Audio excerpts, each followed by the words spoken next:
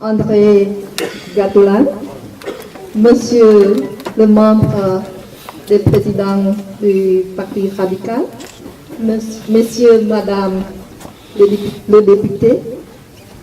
Ma question, il va directement à Monsieur Gattolin. Vous parlez tout à l'heure que l'ONU ne va pas assez vite à notre souhait. Ma question, c'est sur la France en tant que coprésident avec les Indonésies pour les accords de paix de Paris. Et que le Cambodge en 1991, ils ont bien été acceptés par ces accords. Quand est-ce la France en tant que coprésident convoque tous les 18 signataires pour faire une réunion, prendre une décision décisive pour faire appliquer à Hun Sen qu'il est en dehors de la démocratie, la vraie démocratie. Voilà ma question. Merci. Je posée au gouvernement français. Je n'ai pas eu le ministre des Affaires étrangères, mais son secrétaire d'État. On en a parlé, je l'ai demandé publiquement, on en a parlé de manière plus confidentielle. Il me dit la difficulté, c'est dans la reconvocation des parties, donc des pays membres des accords de 1991 de Paris, il y a le Cambodge lui-même.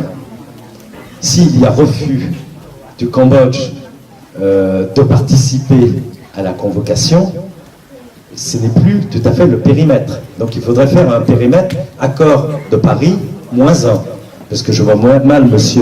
Hun Sen accepter au nom du Cambodge de participer à une réunion où chacun lui demanderait des comptes ou l'attaquerait. Donc je pense qu'il va falloir trouver un format, moi j'ai demandé à la diplomatie française d'y réfléchir, un format peut-être plus réduit. Ensuite, l'Indonésie, qui est le coprésident, n'est pas un pays aujourd'hui particulièrement dynamique sur la volonté de faire évoluer les choses. Il y a eu l'an passé, quand c'était encore le président Hollande, est allé en Indonésie rendre visite.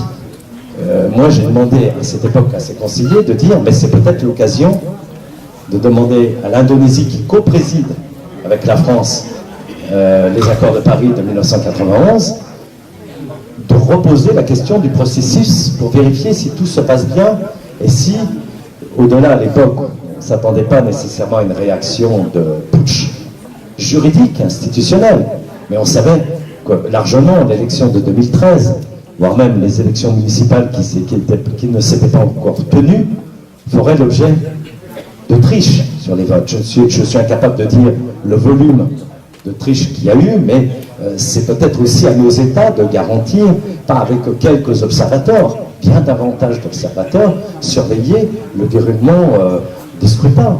Même en France, qui est un État démocratique consolidé, comme on dit, il y a aussi des tricheries. Alors, l'ampleur des tricheries est moins grande, mais ça faisait partie des demandes. Il n'y a eu aucune réaction de l'Élysée, aucune discussion, à ma connaissance, entre la France et l'Indonésie de la question des accords de Paris quand ils sont vus. On a parlé de quoi? On a parlé du problème du terrorisme international, de la montée des mouvements islamiques en Indonésie, et puis de quelque chose de très méchant que j'ai fait, c'est j'ai fait voter une surtaxe sur l'huile de palme, puisque il se trouve que l'Indonésie est un très grand producteur d'huile de palme et qu'on déforeste à tout va. Donc comme on n'a plus le droit de faire de la déforestation, on met le feu aux forêts pour pouvoir replanter des palmiers pour faire de l'huile de palme.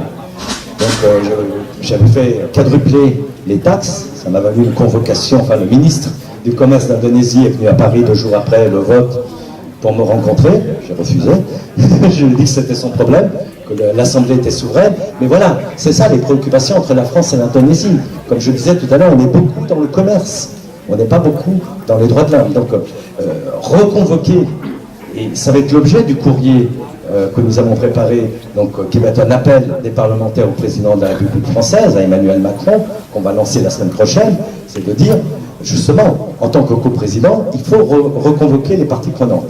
Mais il faut bien savoir qu'en termes de format, ça ne pourra pas être le format exact de 1991, puisque, de fait, le Cambodge refusera de participer. Et il faudra trouver les 18 autres États, parties prenantes, ou peut-être 6 ou 7 importants, qui décident de faire cette, comme on dit, revue. Comme il y a une revue régulière de l'état des droits de l'homme à l'ONU, il faudrait que les parties prenantes fassent une revue de la situation des droits démocratiques et de la destruction du phénomène, du processus de transition vers l'état de droit. C'est un des aspects. Je pense qu'il faut aussi attaquer à d'autres niveaux. Ce format est important. Je pense surtout, c'est qu'il pose la responsabilité de la France. La France n'est pas un pays comme les autres. C'est pas simplement parce que la France a été le pays colonisateur à un moment du Cambodge ou qu'il y a une forte population d'origine cambodgienne en France, c'est qu'on a cette responsabilité institutionnelle qui nous a été donnée depuis 1991. Alors si on ne peut pas le faire en réunissant les accords de Paris, on peut en tant que pays, on a le devoir d'avoir des positions plus fermes, une application plus rigoureuse dans le principe même de cette présidence. Au-delà, je vous dis, la diplomatie, c'est toujours compliqué parce c'est comme tout à l'heure, on parlait de la question de l'ONU. Il suffit qu'il y ait 1 ou 2 membres du Conseil permanent de sécurité qui met son veto, la procédure s'arrête. Donc si le Cambodge dit « je ne veux pas cette réunion », eh bien, il faut qu'on trouve un autre périmètre de pays pour pouvoir, en tous les cas, agir au nom, sinon dans le cadre des accords, mais au nom du principe des accords. Et la France, je suis d'accord avec vous, et je suis le premier à le dire, a une responsabilité majeure, capitale, centrale, et je dirais même prédominante. D'où l'importance, là encore, de faire bouger bien plus que ce qu'on est arrivé à faire. On a un petit peu bougé. Je pense que ça aurait été il y a 1 an, on n'aurait même pas eu de communiqué en disant que les élections à venir sans le parti du sauvetage national ne seront ni libres ni démocratiques. Ça a été dit quand même au lendemain, officiellement par le Quai d'Orsay, au lendemain de la décision de la Cour suprême d'interdire le parti du sauvetage national. Mais il faut qu'on aille bien au-delà. Bien au-delà.